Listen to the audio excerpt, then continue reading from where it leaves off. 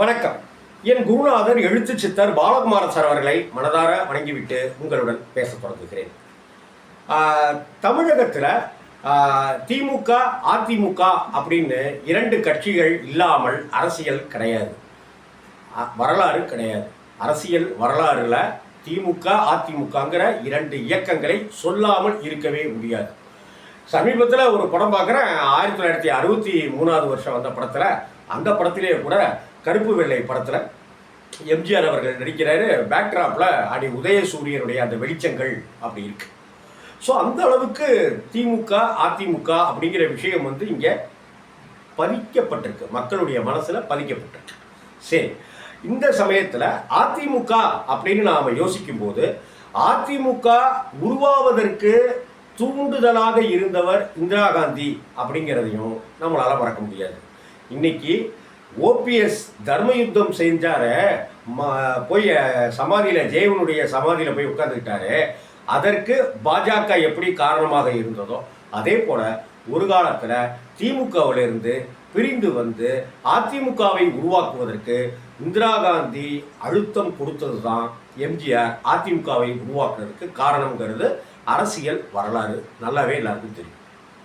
இப்போ அதிமுக அப்படின்னு எடுத்துக்கிட்டீங்கன்னாக்க, எம்ஜிஆருக்கு பிறகு ஜெயலலிதா ஜானகி அப்படின்ற அணிகள் ஜெயலலிதா தன்னுடைய பக்கம் நின்று ஜெயிச்சார். அதாவது கட்சியை தன் பக்கம் கொண்டு வந்தார். அதில் பாதி அவர் வெற்றி அடைந்தார்னா மீதி ஜெயலலிதா வெற்றி அடைவதற்கு ஜானகி அம்மாள் பெருந்தன்மையாக விட்டு கொடுத்தார் அப்படிங்கிறதையும் நம்ம பார்க்க வேண்டியிருக்கு. ரைட்டு, எனக்கு அரசியல் வேணாம், நீங்களே பார்த்துக்குங்க அப்படின்னு சொல்லி விட்டு கொடுத்தார். சரி, இதை அடுத்து கடலூரில் நடந்த, அப்போ அந்த காலத்தில் கடலூரில் நடந்த, எம்ஜிஆர் இருக்கும்போது கடலூரில் நடந்த ஜெயலலிதாவை முக்கியமாக மையமாக வைத்து ஒரு மாநாடு நடத்தப்பட்டது. அந்த மாநாட்டுக்காக சந்திரலேகா ஐஏஎஸ் அவர்கள் அப்போ கலெக்டராக இருந்தாங்க. அவங்களுடைய உதவியை கொண்டு எம்ஜிஆர் பிளான் பண்ணி பார்த்து கூட இருந்து ஹெல்ப் பண்ணு அப்படின்னு சொல்கிறாரு. அப்போ எம்ஜிஆருக்கு, சசிகலாவுக்கு, இவங்களுக்கு ஜெயலலிதா அவர்களுக்கு துணையாக சந்திரலேகா வர்றார். அங்கே பிஆர்ஓ ஆஃபீஸில் ஏபிஆர்ஓவாக இருந்தவர் தான், மக்கள் தொடர்பு அதிகாரியில் உதவி மக்கள் தொடர்பு அதிகாரியாக இருந்தவர் தான் நடராஜன், சசிகலாவின் கணவர். அவரும் அங்கே பழக்கமாகிறார். அவர் மூலமாக மனைவி சசிகலாவை அவர் அறிமுகப்படுத்தினார். சசிகலாவுடைய அறிமுகம் வந்த பிறகு சந்திரலேகா கழற்றி வரப்படுகிறார். சசிகலாவுக்கு முக்கியத்துவம் தரப்படுது. அதை அடுத்து நடந்த எம்ஜிஆருடைய மரணம், அதுக்கு அடுத்து நடந்த ராயப்பேட்டையில் இருக்கிற அதிமுக கட்சி அலுவலக சண்டைகள், கல்வீச்சுகள், மண்டை உடைப்புகள் அப்படின்னு நடந்த விஷயங்கள், அதற்கு பிறகு திமுக ஆட்சியை கலைத்தது, அதை அடுத்து திமுக ஆட்சிக்கு வந்தது, அதற்கு முன்னாடி 91 மே மாதத்தில் ராஜீவ்காந்தியினுடைய மரணம், இப்படின்னு அடுக்கடுக்கான சம்பவங்கள் நிகழ்ந்துகிட்டே இருக்கு. இன்னும் ராஜீவ்காந்தியினுடைய மரணத்தில் உண்மைத்தன்மை நமக்கு தெரியப்படுத்தப்படவே இல்லை. அது இன்னும் தெரியப்படுத்தப்படவே இல்லைங்கிறது ஒரு சரித்திர பிழை. அதை நம்ம என்ன செய்யறதுன்னு தெரியல.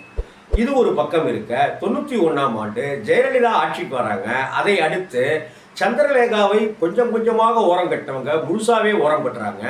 சசிகலாவுடைய ராஜாங்கம் இருக்கு. சசிகலாவுடைய வீட்டில் இருந்த குடும்பத்தினர் மொத்தமும் இந்த பக்கம் வராங்க. சசிகலா ஒரு ஜெயலலிதாவை சுற்றி ஒரு வளையத்தை ஒன்று போட்டுறாங்க. யாரும் நெருங்க முடியாதபடிக்கு அந்த வளையம் இருக்கு.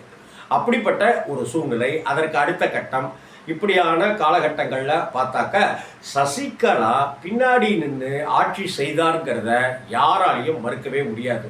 ஆனால் அப்படி ஒரு ராஜ மாதாவாக, ஒரு ராஜ கம்பீரத்தோடு சசிகலாவுடைய ஜாதகம் இருந்துச்சு அப்படிங்கிறதும் ஜெயலலிதா நம்பினார். சசிகலாவை பக்கத்தில் வச்சிருந்தா நாம ஆட்சி செய்யலாம், ஆட்சி அதிகாரத்தில் இருக்கலாம் அப்படிங்கிற ஜாதக அமைப்பையும் ஜெயலலிதா நம்பினார். டிடிவி தினகரனை நம்பினார். தினகரனுக்கு பதவிகள் கொடுத்து ஜெயலலிதா அழகு பார்த்தார். இன்னொரு அண்ணன் பையனை, சசிகலாவோட இன்னொரு அண்ணன் பையனை வளர்ப்பு மகனாகவே அவர் இது பண்ணி சிவாஜி குடும்பத்திலேருந்து பெண் எடுத்தார். இப்படியெல்லாம் நடந்தது. அது சந்தி சிரித்த கதையெல்லாம் நமக்கு தெரியும். ஆனால் இன்றைய காலகட்டத்தில் டிடிவி தினகரன் தேய்ந்து மறைந்து காணாமல் போனது தான் அவமானத்திலும் அவமானம். தஞ்சாவூர் பகுதி, டெல்டா பகுதி அப்படின்னு தன் பக்கம் வைத்திருந்தவர் இன்னைக்கு உசிலம்பட்டி பக்கம் போய் முருகன் மாநாட்டுக்கு வாங்க, முருக பக்தர்கள் மாநாட்டுக்கு வாங்கன்னு அமமுகவை சேர்ந்தவர்கள் கூவி கூவி ஆள் பிடிச்சிட்டு இருக்கிறாங்க. அப்படிங்கிறது தான் சோகம். இன்னைக்கு வீட்டை விட்டு வெளியிலேயே வர முடியாமல் திடீர்னு நாமக்கல்ல நடந்த ஒரு விஷயத்தையும் நாமகிரிப்பேட்டையில் நடந்த ஒரு விஷயத்தையும் சசிகலா அவர்கள் பேசி எதுவும் எடுபடாத நிலையில் இருக்கிறதுங்கிறதையும் ஐயோ பாவம்னு சசிகலாவை பார்க்க வேண்டியிருக்கு. ஏன்னா அதாவது இந்த தேவர் மகன் படத்தில் சிவாஜி இறந்த உடனே பங்க் ஸ்டைலில் கமல் முடி வச்சிருப்பாரு, அதே சாதாரணமாக தாடியும் மீசையுமா வச்சிருப்பாரு. சிவாஜி இறந்த உடனே இனி அந்த ஸ்தானத்துக்கு கமல் வரும்போது பங்க் ஸ்டைலை கட் பண்ணிடுவார், தாடியை எடுத்துருவார், முறுக்கு மீசை வச்சுக்குவார். சிவாஜியினுடைய வளையம் அந்த மோதிரங்கள் அது இதுன்னு போட்டுக்கிட்டு அவருடைய பேனாவெல்லாம் வச்சுட்டு உட்காருவார், இடைவேளை அப்படின்னு போடுவாங்க தேவர் மகன் படத்தில். அது மாதிரி சசிகலா என்ன பண்ணினாங்க, ஜெயலலிதா மறைவுக்கு பிறகு முதலமைச்சராக என்னை தேர்வு செஞ்சிருக்க அதிமுக, நீங்கள் பதவி பிரமாணம் செஞ்சு வைக்கணும்னு கவர்னருக்கு லெட்டர் கொடுக்குறாங்க. ஆனால் கவர்னர் இழுன்னு வழக்கம் போல் அவருடைய கவர்னர் என்ன வேலை செய்யணுமோ அதை செஞ்சார். ஆனால் தள்ளி போய்கிட்டே இருக்க இங்கே சசிகலா கொஞ்சம் கொஞ்சமாக மாறின சந்திரமுகியா பாரு அப்படின்னு சொல்கிறது மாதிரி இவங்க உடனே ஜெயலலிதா மாதிரியே கொண்டு வச்சுக்கிட்டாங்க, ஜெயலலிதா மாதிரியே திரும்ப நீட்டுக்கிட்டாங்க, ஜெயலலிதா மாதிரியே புடவை கட்டிக்கிட்டாங்க. ஆனால் ஊர்க்குருவி உயர உயர பறந்தாலும் ஊர்க்குருவி பருந்தாகாது அப்படிங்கிற மாதிரி தான் இந்த பருந்து சசிகலாவினுடைய நிலைமையும் அப்படி ஆகிடுச்சு.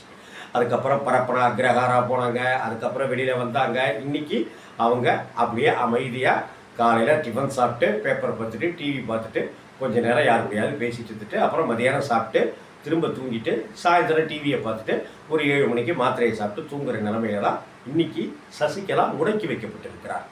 இது இங்கே ஒரு பலகீனம், டிடிவி ஒரு பலகீனம். நீங்கள் தர்ம யுத்தம் போய் உட்காருங்க, சமாதியில் போய் உட்காருங்க பார்த்துக்கலாம் அப்படின்னு சொன்ன ஆடிட்டர் குருமூர்த்திகளாக இருக்கட்டும், பாஜகவினராக இருக்கட்டும், யாராக இருந்தாலும் சரி இன்னைக்கு ஓபிஎஸ் காணாமல் போய்விட்டவர்கள் பட்டியலில் இருக்கிறாருங்கிறது தான் வருத்தமான விஷயம். ஒரு காலத்தில் ஜெயலலிதா பதவியேற்க முடியாத சூழ்நிலையில் தற்காலிக முதல்வராக ஓபிஎஸ்ஐ தேர்ந்தெடுத்ததே ஜெயலலிதா, சசிகலா, டிடிவி தினகரன்.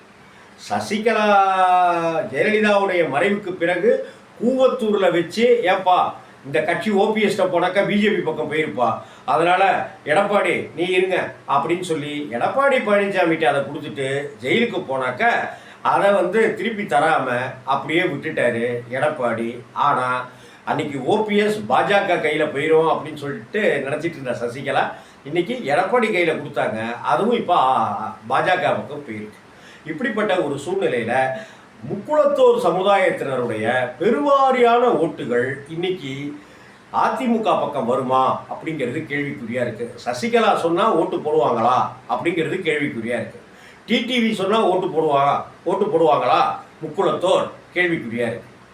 இப்படிப்பட்ட ஒரு சூழ்நிலையில தான் அதிமுக. இதில் வேற பெருமை வேற. இதில் என்ன, இந்த தில்லுமுள்ளு படத்தில் இன்டர்வியூ நடக்கும், தேங்காய் சீனிவாசன் இன்டர்வியூ எடுப்பார். அப்போ ஒருத்தர் வருவார், சட்டையில் என்ன அப்படின்னு கேட்பார் தேங்காய் சீனிவாசன். பூனை போட்டிருக்கும், பூனை படம் இருக்கும், பூனை இதில் என்ன பெருமை அப்படின்வார். இதில் அமமுகவுக்கும் ஓபிஎஸ்க்கும் இருக்கிற ஒரு பெரிய பெருமையாக பீத்திக்கிறது என்ன தெரியுங்களா, அதிமுகவோட நாங்கள் கூட்டணி வைக்கலை, நாங்கள் கூட்டணி வச்சிருக்கிற கட்சியில தான் அதிமுக வந்திருக்கு. எப்படி படுத்துக்கிட்டு பொத்தா என்ன, பொத்திக்கிட்டு படுத்தா என்னங்கிற மாதிரியான ஒரு சூழ்நிலை தான் ஐயோ பாவம்னு இருக்கிற டிடிவிக்களுக்கும் ஓபிஎஸ்களுக்கும் சசிகலாங்கிற சின்னம்மாக்களுக்கும் வேறு வழியே இல்லை ராஜா. வணக்கம்.